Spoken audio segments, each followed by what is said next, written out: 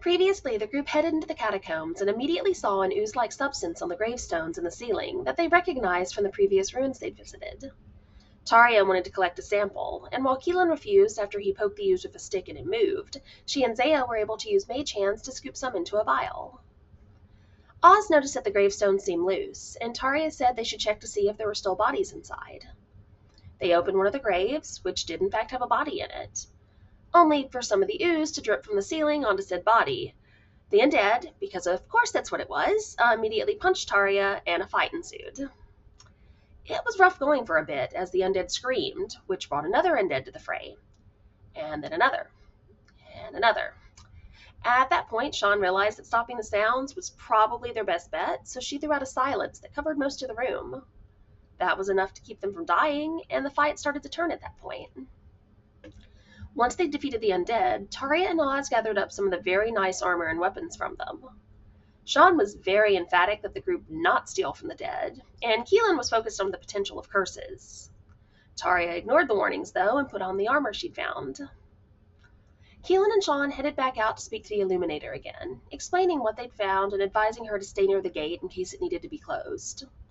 They also asked her about the armor and weapons that were buried with people in the catacombs, and she explained that many of them were from before the ban on magic, so she had no idea what type of arcane threats might be on them. They headed back to the group and had a short rest, at which point a brief argument occurred that made it very, very, very clear that Taria was 100% cursed. Oz was reluctant to put down the weapons he'd gathered since his own had been damaged during the fight, but he agreed that it probably would be a bad idea to use any of them in the tombs themselves. He did want to ask for permission to take one with him when they left, though. Keelan eventually got Taria to agree that he could knock her unconscious if, once they stopped the Yeti-like creature they were searching for, she insisted on not taking off the armor and shield that she'd picked up. In return, she could use them for the time being to help the former undead get Quingeance. It's short for Quest for Vengeance, don't ask. The group moved to the next room, which had several broken arches in it that the map they'd been given indicated as being the founding stones of the temple.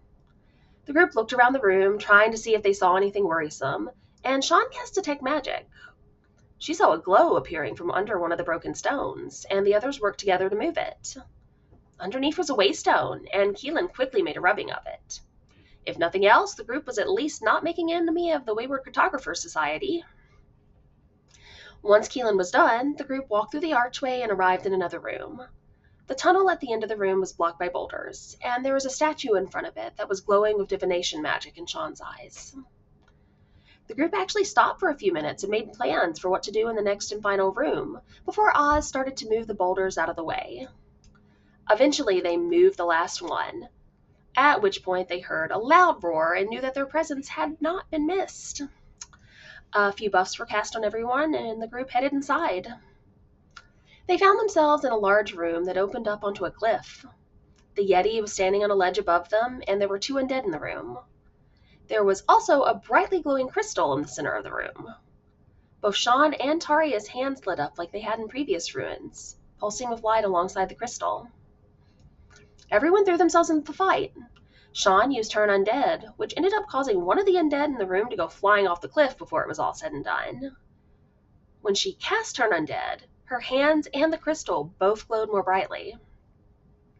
It was a rough fight, and a number of people went down temporarily during it. They eventually managed to get the Yeti weakened enough that they thought the ritual would work, so Zaya, Tornak, and Taria started reading from the scrolls. As the ritual finished, the crystal glowed even more brightly, and Sean had a vision. Some parts of it were unclear, but for the first time since she started having the ability to cast magic, she felt like she had a tie to whatever being was behind that magic. Glowing energy flew into everyone's chest, and they all suddenly felt stronger and healthier. And then they heard clapping coming from behind them.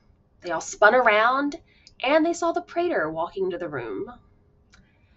It was Alonzo, the one who danced with Tornak at the gala, and later been recognized by Oz.